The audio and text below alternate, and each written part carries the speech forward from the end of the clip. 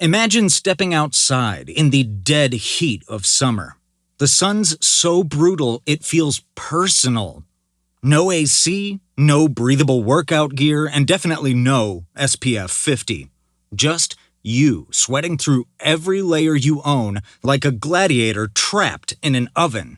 That was summer in ancient Rome, merciless, relentless, and ready to bake you alive. And when winter rolled around, the temperature dropped, the wind cut through the streets like a legionary's sword, and suddenly that thin tunic wasn't doing much except reminding you how cold you were. If you thought Rome was all sunshine and togas, think again. The weather was extreme, and the Romans didn't just tough it out. They adapted. In ancient Rome, survival wasn't just about brute strength. It was about strategy. And that included what you wore. Romans didn't have synthetic fabrics or central heating, so their clothing had to be practical, adaptable, and built to handle everything from desert heat to alpine frost. Let's start with summer. The goal was simple. Don't melt like butter in a hot pan. Roman summers weren't just warm, they were brutal. Mediterranean temperatures regularly soared above 95 degrees Fahrenheit, turning the city's stone streets into a giant frying pan. If you were unlucky enough to live in the crowded, sun-baked urban sprawl of Rome, shade was a luxury, and heat exhaustion was practically a rite of passage. Romans didn't just have to fight barbarian invasions, they had to fight the weather every single day. And their best weapon? The tunic. This was the MVP of Roman summer wear, simple, breathable, and effective. For men, it was knee-length, loose-fitting, and sleeveless or short-sleeved, allowing maximum airflow and sweat evaporation. Linen was the material of choice because nothing says, "I value comfort," like not passing out in public. For women, the tunic was longer, usually reaching the ankles and belted at the waist for a more fitted look. Think of it as the ancient version of a maxi dress, except it had to double as workwear, casual wear, and something presentable enough to hit the market. There were no separate wardrobes for lounging, running errands, or socializing. One tunic had to do it all. And while the design might have been simple, the details, fabric, color, and length spoke volumes about your status. Because in Rome, even sweating through a heat wave was an opportunity to show off. Style mattered just as much as survival, and so in ancient Rome, even your casual wear had to make a statement. This emphasis on style became even more pronounced during formal occasions where status took center stage and comfort was little more than an afterthought. Practical clothing was fine for everyday life, but looking important at an event required something far more elaborate, even if it meant sacrificing your freedom of movement or basic airflow. And the toga was just the garment for the job. If you've ever struggled with a bedsheet toga at a college party, congratulations, you now know the pain of Roman fashion.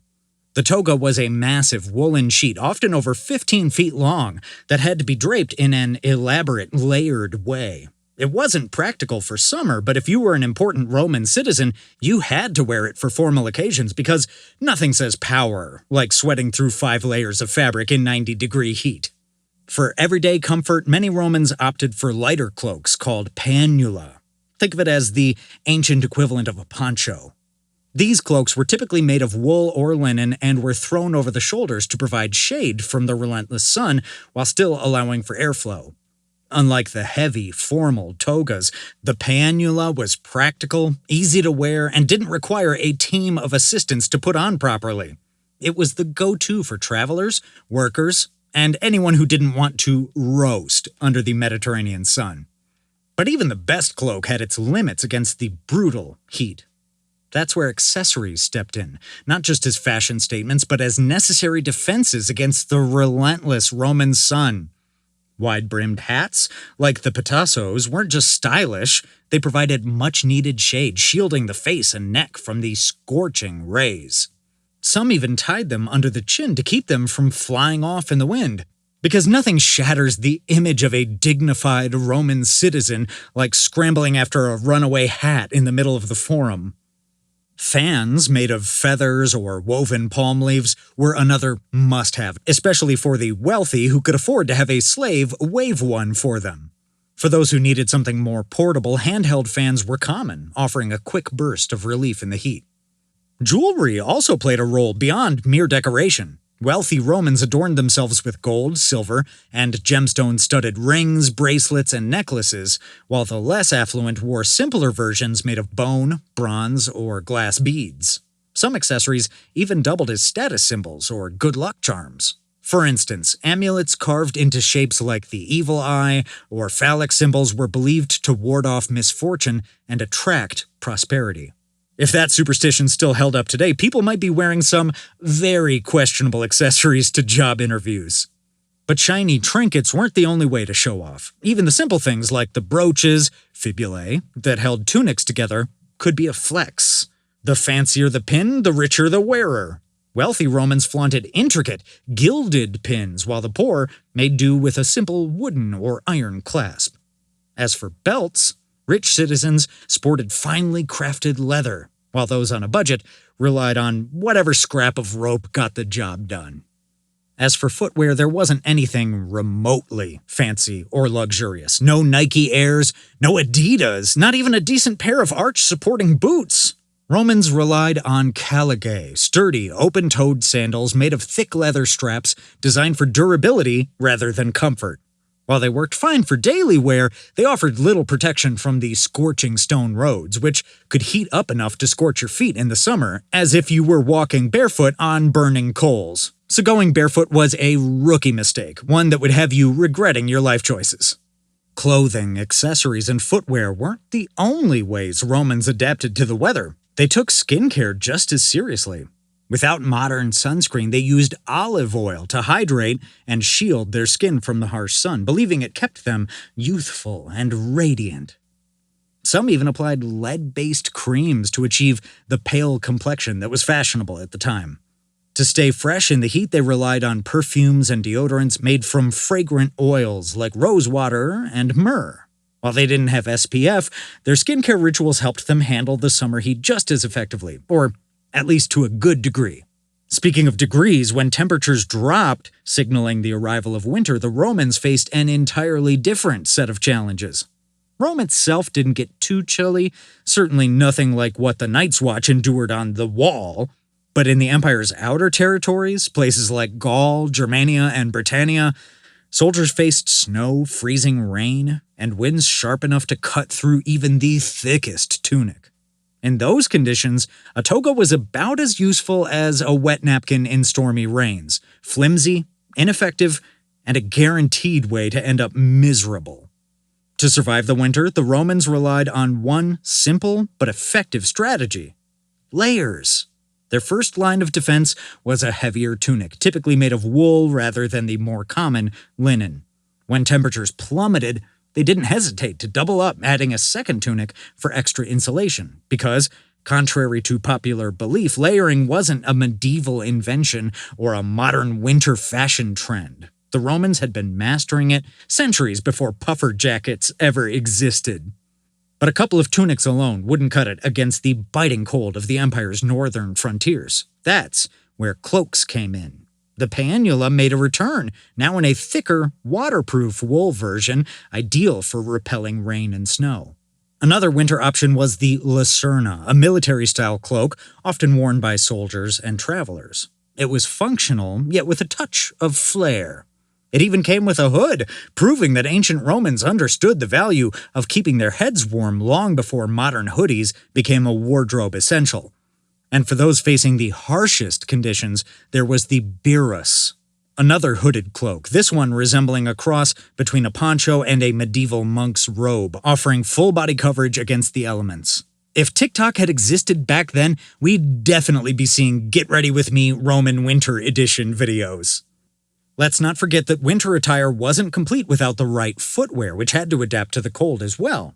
The usual open-toed sandals weren't cutting it in icy conditions, so Romans in colder regions switched to calcae, fully enclosed leather shoes, designed to be practical yet sturdy.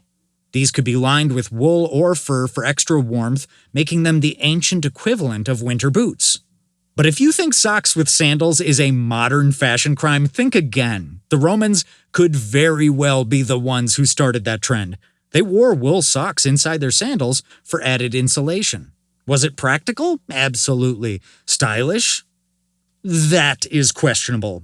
But when you're a soldier freezing in the middle of winter, warmth wins over fashion every time. Roman soldiers endured some of the harshest conditions, and unlike city dwellers, they couldn't simply retreat indoors when the cold set in. Stationed across the empire, from the raiding frontiers of Britannia to the frigid Alps, they had to adapt to whatever nature threw at them. Their main defense against the cold was the sagum, a thick woolen cloak often pulled tightly around the body for insulation.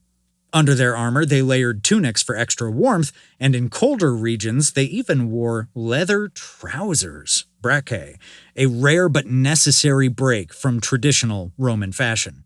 Because no matter how tough you were, marching through snow in just a tunic was a guaranteed way to lower morale. Of course, dressing for extreme weather wasn't always easy, whether you were a civilian or a soldier. Warmth and comfort came at a price. Literally. The biggest challenge was the cost. Wool was expensive, and good quality linen wasn't cheap either. Clothing wasn't just a necessity, it was a status symbol, and looking respectable came at a hefty price. Poor Romans often had to make do with thinner, worn-out garments that offered little protection from the elements, which meant freezing in winter and sweating through threadbare fabric in summer. Some had to rely on hand-me-downs or patched-up tunics, meaning your stylish new outfit might have already lived several lifetimes. Others who didn't have this luxury simply layered whatever scraps they could find to stay warm. For slaves, the situation was even worse. Their clothing was minimal at best, often just a simple tunic or even a basic loincloth, regardless of the weather. There was no concern for comfort, just the bare minimum to ensure they weren't walking around naked. In contrast, wealthy Romans draped themselves in fine dyed fabrics, sometimes embroidered with intricate patterns that flaunted their social standing. The most privileged could even afford luxurious silk imported from China, but this was extravagantly expensive and usually reserved for the elite. And then there were the togas, arguably the ultimate display of status and also an investment. Not everyone could wear it, only free Roman citizens, and certain colors signified rank. The toga praetexta, with a purple border, was reserved for senators and magistrates, while the toga picta, a fully dyed purple toga with gold embroidery, was exclusive to victorious generals and emperors. Nothing subtle about that fashion choice. If you were wearing one, everyone knew you were a big deal. It was basically the ancient Roman equivalent of flexing a designer label. Women's clothing also spoke volumes about status. A well-dressed Roman woman might wear a stola, a long draped dress, with a palla, a shawl-like wrap, often made of fine wool or, for the wealthiest, imported silk. The richer you were, the more layers and accessories you could afford, both for fashion and for warmth. In winter, the elite draped themselves in luxurious cloaks and furs, while the poor simply piled on whatever rough wool they could find. But no matter your status, clothing wasn't just about style, it was a constant investment of time and resources. For men, this was especially true with the toga, a garment that required both skill to wear and effort to maintain. A proper toga required a significant amount of wool, and maintaining it wasn't easy. A pristine white toga, expected for official occasions, needed constant cleaning, which often involved some, let's say, unconventional methods. Without modern detergents or washing machines, washing wool garments was a nightmare. Romans had to get creative or desperate. Laundry often involved crude substitutes like ammonia, which wasn't exactly easy to come by in large quantities. So what was the next best option? Urine. That's right, Romans literally used to pee to clean their clothes. Now, before you gag, let's break it down. Urine contains ammonia, a powerful cleaning agent that helps remove dirt, grease, and stains from fabric. In fact, it was such an effective cleanser that entire industries revolved around collecting it. The Romans didn't just rely on their own supply, they set up public urinals and even had workers, called fulones, whose job was to stomp on clothes in large vats of diluted urine, essentially giving garments an ancient chemical wash. Imagine doing your laundry by stepping barefoot into a tub of fermented bodily fluids. Suddenly, waiting for your washing machine's spin cycle doesn't seem so bad. These fulones didn't just clean garments, they also softened and brightened wool fabrics, making them look newer and more presentable. After soaking and stomping, clothes were rinsed in clean water, then beaten or brushed to restore their texture. If you were wealthy, your garments might even be perfumed afterward to mask any lingering scents. But for the average Roman, well, let's just say their clothing might not have smelled fresh, but at least it wasn't covered in grime. Of course, this method wasn't without its downsides. The process was labor-intensive, and let's be honest, no amount of rinsing could completely erase the fact that your tunic had spent hours marinating in urine. Yet it was the best solution available, and Romans embraced it fully. Even emperors weren't above profiting from the system. Emperor Vespasian famously placed a tax on public urine collection. Can you imagine your bodily waste being monetized? If it were in our time, there would have been hashtags on social media protesting against this. But even if you could afford the finest attire, pay the urine tax, and perfume your clothes to mask the stench, your fashion struggles were far from over. When it came to Roman dressing, there was also the matter of convenience, or, more accurately, the complete lack of it. Clothing in ancient Rome wasn't designed with ease of movement or practicality in mind, especially for those who had to adhere to strict social dress codes. Getting dressed was often a time-consuming ordeal, particularly for wealthier citizens who wore multiple layers to signify status. If you've ever complained about how long your partner takes to get ready, try wrapping yourself in several yards of wool with no mirrors or safety pins. Togas, in particular, were the worst offenders. These massive, heavy sheets required careful wrapping and draping, and you could hardly get through the process without assistance. But the struggle didn't stop once you were dressed. Togas, while a symbol of status and respectability, were notoriously impractical. Every movement required readjustment. Sitting down meant strategic folding, and if you were considering running or climbing stairs, forget about it. The real nightmare, though, was using the bathroom. Ever tried relieving yourself while tangled in 5 layers of draped fabric? Don't try to picture it. It's messy. There were no convenient fastenings, no buttons or zippers, just yards of cloth that could easily get in the way. And if you weren't careful, your expensive toga might end up dragging on the floor of a public latrine, which, given Rome's sanitation standards, was the last thing you wanted. It's no wonder tunics were far more popular for daily wear. They were simple, breathable, and didn't require an entire lesson in origami just to get dressed in the morning. But even tunics weren't always convenient.